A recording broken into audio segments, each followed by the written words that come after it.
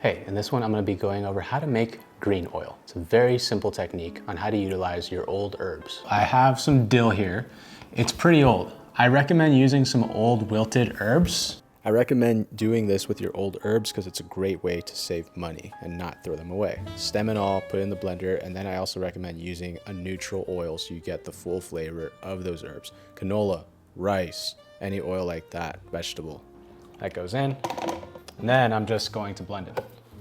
Then you just want to pulverize this in a high-powered blender. Don't do it in a food processor, that won't work. Also, do not blend it for any longer than 2 to 3 minutes. You'll have a puree-looking thing going on in here. What you will need is a strainer, something like this.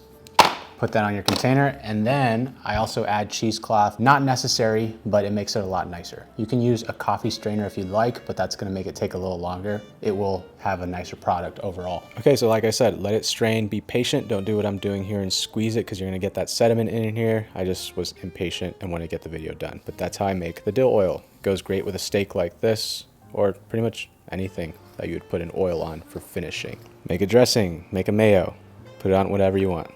And here's the dill powder. This is dill powder. I just pulverized the herbs into a powder. If you want a video on this, comment down below on how to make this stuff.